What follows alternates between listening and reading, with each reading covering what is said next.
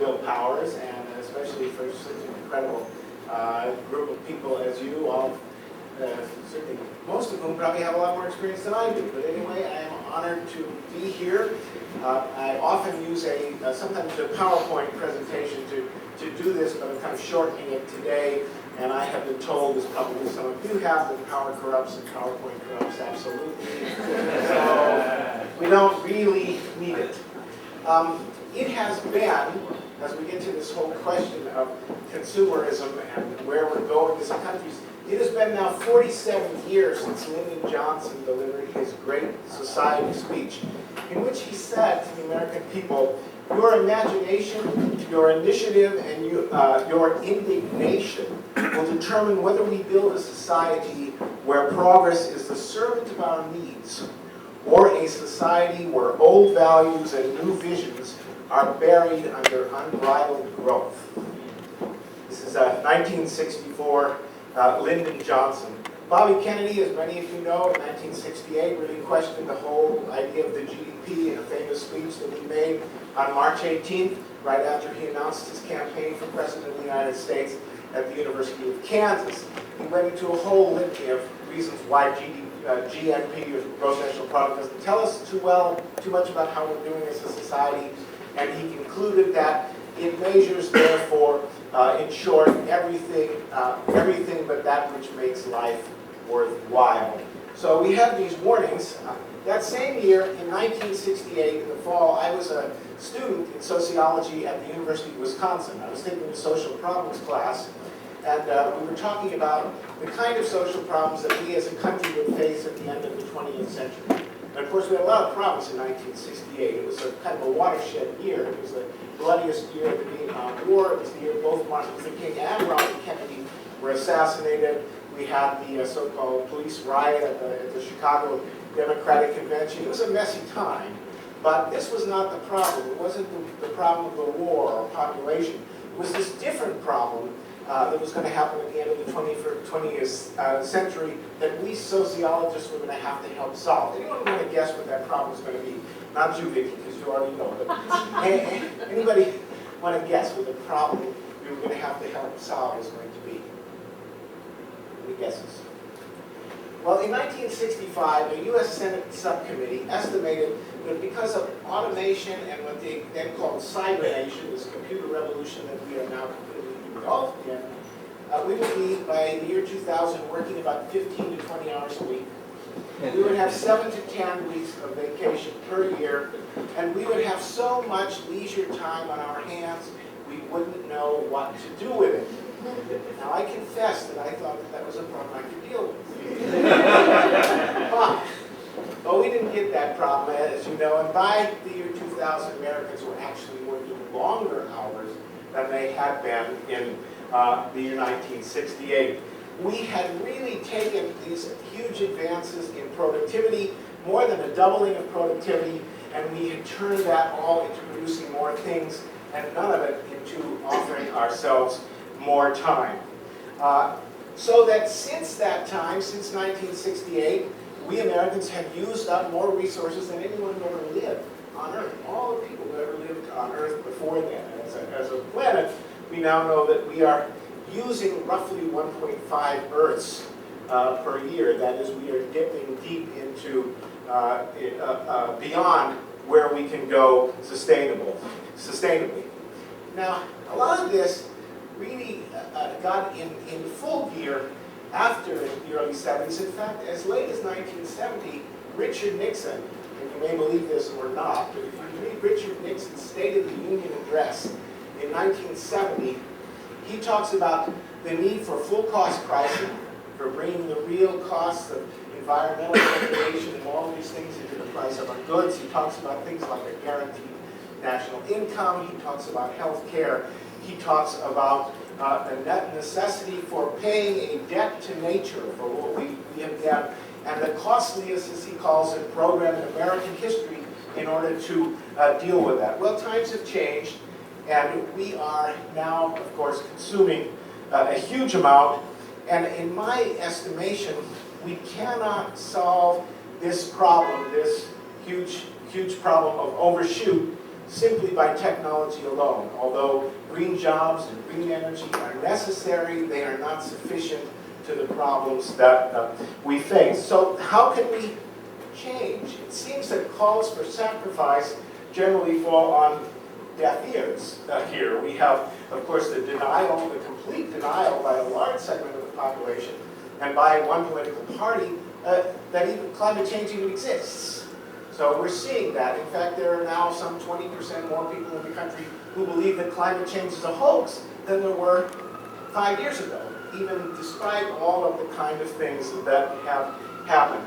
There's fear of the loss of comfort, there's fear of the loss of livelihoods, there is the drill baby drill attitude that we can keep doing more and more of what we've been doing and expect a different result. Psychologists call that's the working definition for insanity, but we in fact are doing it. Growth is still the triumphant paradigm as the answer to our problems, and this cuts across political lines. In fact, in a post-mortem on the 2010 elections in the New York Times, the Democratic senator, retiring Democratic Senator Evan Bayh of Indiana said, and I quote, "In the near term, every policy must be viewed through a single prism. Does it help the economy grow?" This is the viewpoint, that really the answer to all of these things, the standard answer is more growth. And this does cut, in many ways, across political lines. In fact, when we talked about some of these ideas about what we need to do as a society, we often get this question, what will that do to the economy? And that's where I posed the counter question, what's the economy for anyway? And Colin Beaman talked about this last night. Very important. He said, are we here to serve the economy, or is the economy here to serve us? What do we want? More stuff, or a healthy, happy, fair, and sustainable society? And I would argue that we want the latter. But how can we change? Well, the answer to this, in my view, at least the step toward the answer to this, came back in 1972 when a young man named Jigme Wangchuck, at the age of 16, took the throne of the small Himalayan kingdom of Bhutan upon the death of his father.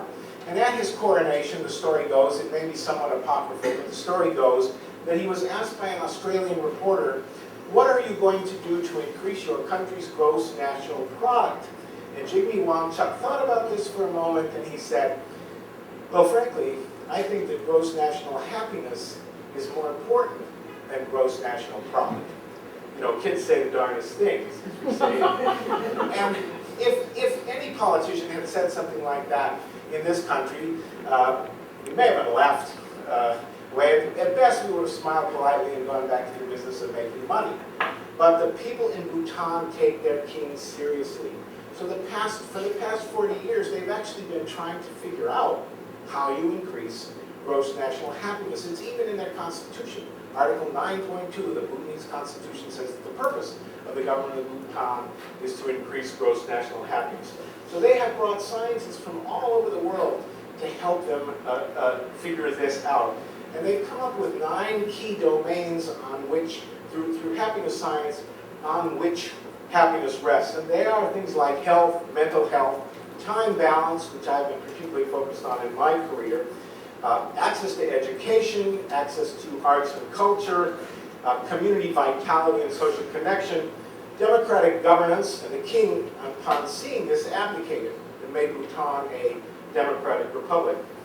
Environmental quality and access to nature, and finally, material well-being. It matters. It really matters. But it's only one of these 9 domains that are important when we are trying to improve happiness. So we believe it's time to change the conversation to say, what might this economy and this society look like if the goal was happiness and well-being and not simply economic growth and GDP? And we don't have to look to Bhutan for this. Happiness is as American as apple pie. It's enshrined in our Declaration of Independence. And in fact, Thomas Jefferson not only talked about it in the Declaration of Independence, but he went so far as to say, and I quote, "The only orthodox object of the institution of government is to secure the greatest degree of happiness possible to the general mass of those associated under it. That's Thomas Jefferson. So we're beginning to learn a lot about how happy countries and places are. And Gallup does both an international poll and a daily poll in the United States of well-being. One of Gallup's findings, you're going to be shocked, prepare yourself. Americans are 20% happier on weekends than on work days. Imagine. They are some 30 to 40% happier on holidays and vacation days than they are on work days. This is not to diminish work. We know that work that contributes to society, to a sense of purpose, that provides for our livelihoods is vitally important, but it needs to be useful and it needs to be not so long that it affects many, many other things. So when Gallup studies 150 countries around the world and it measures happiness, it finds that the 5 happiest countries in the world are in this order: Denmark, Finland, Norway, Sweden, and the Netherlands. The United States, in satisfaction with life, does pretty well. We rank 11th, according to Gallup, in life satisfaction, in that particular measure of happiness. When Gallup measures another aspect of happiness, which is what we call emotional well-being or positive affect, we get a very different picture. The U.S. ranks 49th overall, and in fact, Gallup looks at 4 areas in this poll of 150 countries around the world. In sadness, it looks at sadness, how often people said that they felt sad in the last week or so. The United States ranks 69th. In 68 countries, people express less self-reported sadness in the United States. In anger, number 75, kind of right in the middle, and we see a lot of that anger, you know, all the road rage and so forth, the things that stress does. 89th in anxiety or worry. In 88 countries, people express less worry and anxiety, particularly in those countries that have strong safety nets, like the 5 top countries in Gallup's poll. But here's the kicker: stress. In 144 countries out of 150, people self-report less stress than Americans do. In fact, most, if not all, of the countries that report more stress are countries in which active wars are taking place. We are stressed out. Moreover, we are increasingly, as a country, lonely and depressed. According to a 2010 Time Magazine AARP study that came out in the AARP's magazine last December, the percentage of Americans over 45 who can be categorized as chronically lonely has increased from 20 to 35% over the last 10 years alone. This is an enormously significant number. It will cost us an immense amount of money in healthcare costs and other things to deal with this. It is an enormous human tragedy, and it is not something we talk about in the political. We are not addressing these kinds of issues, and we need to be, because there's something about it when 35% of the people are chronically lonely. That is not purely a personal problem. That becomes a social and a political problem. Americans consume, we are 5% of the world's population, or a little bit less than that.